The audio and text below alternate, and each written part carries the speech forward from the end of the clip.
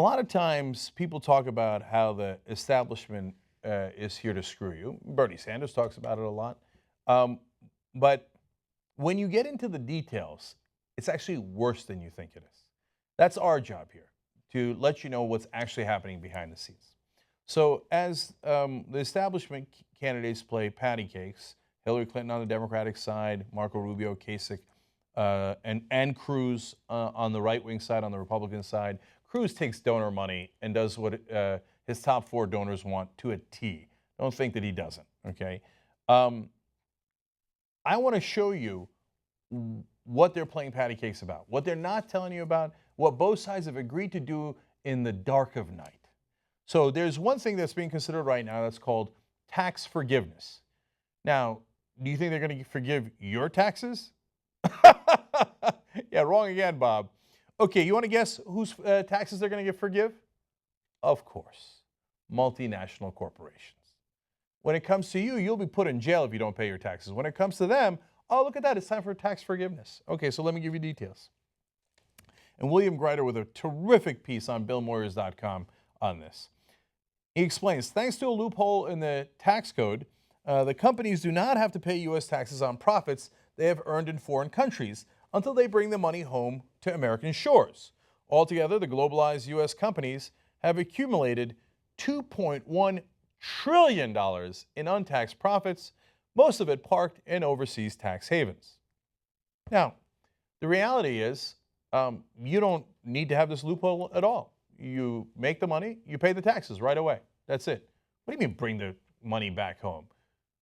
There's no need for that. This is a loophole to help all these companies hold the money hostage overseas and say, oh, if you want us to bring it back into the country, you're going to have to lower our taxes, which is exactly what they've done in the past. And I'll tell you the results of that in a second and what they're doing today. So this is preposterous. All right, now 2.1 trillion is a lot of money. Let's talk about the consequences. What the companies also demand is a permanently lowered tax rate on their future earnings. Of course they do. Some leading Republicans advocate eliminating taxation of foreign corporate income entirely. So if you make the money abroad and you're theoretically an American corporation, even though if you're an American citizen abroad, you still have to pay American taxes after you pay your local taxes in whichever country you're in. If you're a corporation, the Republicans want to say, no, you play by different rules. Don't worry about it, no U.S. taxes. Well, how are we going to get money to run the government? They're like, we don't really want to run the government. We just want to let the corporations run everything because they're our bosses. These guys donate to all these Republicans and, as you'll see, Democrats. I've got numbers on that as well. Now, let's tell you what happened in the past. The measure back in 2004 was called the American Jobs Creation Act, and companies repatriated $362 billion at a reduced tax rate of 5.25%. It's supposed to be 35%. They paid 5%. That was under George W. Bush, and a lot of Democrats agreed to that. They called that a compromise. Can you imagine you owe the government a lot of money, and you're like, nah, I owe you so much money that I'm not going to pay you 35%. I'm going to pay you 5%, and you're going to like it. You know where you'd be? You'd be in prison. But for them, tax forgiveness. No, that's okay. They said, well, if we bring the money back into the country, we'll create jobs. So let the money come in, it'll help our economy. In the second term of George W. Bush, did the economy seem like it was helped? Oh, right. No, there was the great crash. Okay, but on top of that, specifically the companies that brought the money back in, Greider explains, then they walked away from the jobs promise. In fact, the largest companies killed jobs after they got the money, some 60,000 jobs, moving them overseas to low-wage, low-tax countries. This idea that politicians tell you because they are deeply corrupt and completely bought off by these same corporations, that these companies are patriotic and want to create American jobs is laughable. Patriotic? It's a robot. It's a corporation. It is supposed to maximize profit. It doesn't have any feelings, doesn't have any emotions, it's not patriotic. And oh wow, they lied to you. Of course they lied to you. They have no obligation to tell you the truth. You either make them create jobs here and you put that as a precondition, or they're going to do whatever the hell they want. The whole thing's a lie perpetrated on us. I'm going to tell you how much it's going to cost in a second. But now, they did that back in 2004, robbed us blind. Now, today, they'd like to do it again. So don't worry, President Obama is a progressive and he fought for change. So he's going to stand strong, right? Under the proposal offered by President Obama, the standard statutory tax rate of 35% would be reduced to a one-time bargain basement rate of 14%. The president also proposes permanently lowering the corporate tax rate from 35 to 28%. Now, when all those corporations poured their money into donations for Barack Obama's campaigns in 2008 and 2012, do you think that they didn't know what they were doing? That they didn't understand return on investment? They're all bad businessmen? No, they found an investment they liked. Now, the Republicans would like to cut it more. It's true, and I told you that. The Republicans don't want it at 14% for the new tax holiday or tax forgiveness. They want it at 0%. And even within the Democratic Party, Barbara Boxer is supposed to be liberal. She wants to bring it down to 6.5%. Why? Because she represents San Francisco and Silicon Valley. And a lot of those guys have a ton of money abroad that they'd like to bring in without paying their taxes. And what do? They contribute to Barbara Boxer's campaigns, and Barbara Boxer says 35%. Come on, no. The American people couldn't use that in infrastructure or education or health care. No, you guys keep it. Let's just do 6.5%. Chuck Schumer, working with Rob Portman and the Republicans, wanted even lower than 14%. This is Washington. When instead of playing by the rules and having somebody insist on our behalf that these corporations pay by the rules, they're having a discussion of how much they should cheat. Barack Obama says they should cheat by a lot. Other Democrats say they should cheat even more, and the Republicans say they should cheat to the maximum ability. Of course, Bernie Sanders doesn't agree. That's why they despise him. Okay, now let me tell you who's going to benefit from this and how much. The top 10 multinationals that would reap the largest from this deal are Apple, Microsoft, Oracle, Citigroup, Amgen, Qualcomm, JP Morgan Chase, Gilead Sciences, Goldman Sachs, and Bank of America. Lots of banks in there. They've got all this money they're hoarding abroad, saying, oh, don't worry. If we bring it back into the country, you'll get some revenue for your government. And we'll pretend to create jobs in America and then outsource right away. See, there are some people who want to put an end to this game playing. It certainly ain't President Obama. It certainly ain't the establishment Democrats. And if you elect another establishment Republican or Democrat, don't get surprised when you find out this is exactly the kind of Washington game playing they love. Wait till you see the price tag. According to the Citizens for Tax Justice, these 10 collectively owe $162 billion in unpaid taxes on the $540 billion in profits they've parked offshore. Now, if they just got President Obama's proposal, which is the most strident of the possibilities, the Progressive Caucus, by the way, does not agree. Real progressives would like them to actually pay their taxes like every American has to. Okay. But if you went with Obama's proposal, this would enable the fortunate 10, just the top 10 companies, to save $97 billion. Do you understand why they lobby now? They spend an enormous amount of money lobbying, but they make back so much more. I've got more specifics on that in a second. An alternative Republican proposal, Grider explains, would raise the giveaway to $122 billion. Boy, that is the perfect description of Republicans and Democrats in today's Washington. The Democrats would like to let corporations rob you to the tune of $97 billion. The Republicans disagree. They'd like to have the corporations rob you to the tune of $122 billion. Wow, what a fierce debate they've got going on. Now, here comes the final number. The entire list of winners, the scores of multinationals holding $2.1 trillion in offshore profits, could save as much as $400 billion in taxes owed if the bipartisan Washington gives in to the corporate bandits. $400 billion. Then they say, no, we don't have money to fix your water in Flint, Michigan. We don't have, that would have cost $1 to $2 million. This is $400 billion. No, we don't have money for your kids' education. Oh my God, Bernie Sanders, as an example, you're going to have free tuition at state colleges. How are we going to pay for that? That's a fraction of this $400 billion. They always have money for war. They always have money for tax cuts for multinational corporations. They just can't find any money for your kids, for your health care, for your families at all. These people are supposed to represent us. They don't represent us. As long as you allow private companies and people to donate to politicians' campaigns, well, they'll own those campaigns and they'll own those politicians.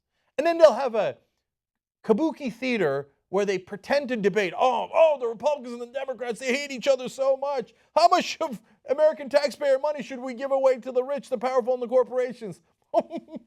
What a debate. No, you got to publicly finance elections so they work for us, so they actually represent us. That's part of what we want to do at Wolfpack, wolf-pack.com. Become a volunteer, become a member, do however you help and fight any way you can. But it doesn't have to be Wolfpack, but you got to fight back against this. If you don't, they're going to keep on robbing us. Now, one thing they say on top of all this is, hey, if you don't let me cheat on my taxes, and it says the real amnesty here. Why does it say it? Because we're talking about amnesty for Latin Americans that come in to this country and other immigrants that come into this country. They're working at rock bottom prices, doing the hardest jobs in the country. No, the real amnesty is $400 billion of our money being given away to corporations because they bought our politicians. How do you not fight back against that? They killed our democracy. They killed it. They own it now. They own the whole government. That's the corruption that's at the heart of the problem here in Washington. And then Washington wonders why people are upset all over the country. So they say, well, no, I got more threats for you. I'm going to threaten to keep my money offshore. And if you dare charge me the tax rate that everybody else has to pay, I'm going to do what's called corporate inversion. That means that if you don't give in to my threats, I'm going to pretend that I'm a corporation of a different country so I don't have to pay your taxes. Now, are you going to move your headquarters? No. Are you going to move anything else? Well, the jobs, if I can move them to a third country where I have to pay even less, I'll do that. But I'm not going to change anything about my business. I'm just going to pretend that I got bought by a smaller company in a different country so I don't pay any of your taxes. I'll cheat entirely. And of course, the bribed politicians in Washington say, there's nothing we can do. All right, I'll give you one example of what you could do. Say, oh, that's interesting. Here's my new plan. You'll pay all of your taxes like every other American citizen does. If you want to do corporate inversion and you want to do more threats, no problem. You don't get any more government contracts. You don't get anything from the United States government. If you're not an American company, you're not based here, you don't want to pay American taxes, you're going to get nothing from the American government and very likely nothing from the American people. Good luck with that. Oh, hey, look, I'm not asking for a trade war. I'm not talking about different countries. I'm just saying, if you're not an American company, you got a deal. You're not American. We don't care about you. You'll never get another dime from an American taxpayer. You won't get defense contracts. You won't get any advantages as a bank that you get now. You want to borrow at 0% interest rate from the American Federal Reserve Bank? You're not an American. Go, do your corporate inversion. You're going to get nothing from the Fed. They're used to borrowing money at 0% from the Fed. Do you know what kind of a scam that is? Well, I'm sorry, man. The American government runs the Federal Reserve. So, tough break for you. There goes the most important thing you banks have. You want to keep talking about corporate inversion? I couldn't hear you. We have 100 options on how to make sure they actually pay their taxes if we had representatives representing us instead of these guys. Now, how many corporate lobbyists are working on this plan? 1,500 corporate lobbyists are trying to make sure that they get this through. Why? Because there's $400 billion on the line. Okay, now I want to go back to 2004 for a second to give you a sense of how much money they made the last time they pulled off this robbery. They spent a whopping $282.7 million on lobbying. And by the way, that's just the top 93 firms that took advantage of that amnesty program, right? How come the Republicans never talk about this amnesty? Now, that's a ton of money to spend on lobbying and bribing politicians. Wow. Well, how much did they get in return? Just those 93 firms, $62.5 billion in tax breaks. Wow, that looks like a pretty good return on investment. Best thing you could buy in America is an American politician. Show me that rate of return. 22,000% return on their investment. You think you can make that kind of money making products? No, no, no, no. It's not about wealth creation, it's about wealth extraction. So everybody else gets paid, you do your job, you get paid, you pay your taxes. If you're a multinational corporation, no, you don't do that. On top of the widgets that you create, whether it's a financial product or it's an iPhone or whatever it is, on top of that, you go buy all of the politicians in the country, almost all of them, and then they give you $62.5 billion. And that's where you make the most amount of money. So you don't have to pay taxes. Oh, wait, one last thing. If you don't have to pay taxes, who does? Oh, somebody's got to do it. We've got trillion-dollar wars to run. Somebody's got to pay for that. So let's take a look at one more thing. This is two pie charts on the percentage of taxes paid in America. First one is 1952. The next one is 2015. If you look at the one on the left, in 1952, corporations used to pay 32.1% of all taxes in the country. So they paid their fair share. Now, individuals paid more. They paid 42%. And you paid a decent amount in social insurance and retirement and excise tax, et cetera. But corporations paid 32%. Now, fast forward to 2015. Oh, look at that. Corporations are down to 10.8%. They decided they weren't going to pay their fair share. Individuals, that tax burden got moved to you, 46.5% on individual income tax, but even more importantly, on your payroll tax for Social Security and Medicare, 33.5%. That went from 9.7 to 33.5.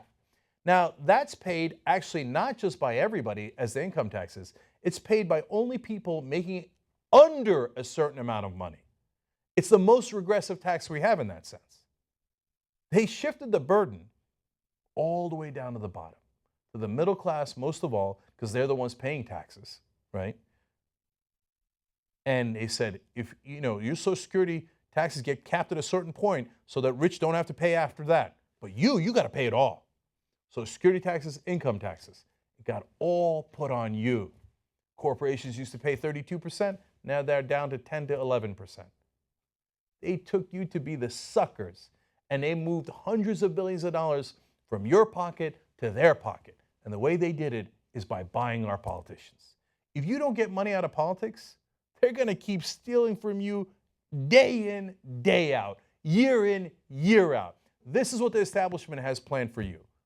If you don't change the system entirely and make sure that there is no more buying of politicians, no more legalized bribery, make sure we return to free and fair elections like our founding fathers intended, they're going to keep on robbing you. My answer is wolf-pack.com. I hope you have an answer. You either join our army, we go fight back, or you join a non-establishment candidate, have him fight back, or you join your own cause or you start your own cause. But either way, we got to get our democracy back, because if we don't get our democracy back, it is nonstop robbery in favor of the rich and the powerful. They are reverse Robin Hood. They rob the poor and the middle class to line their pockets, and this is how they do it.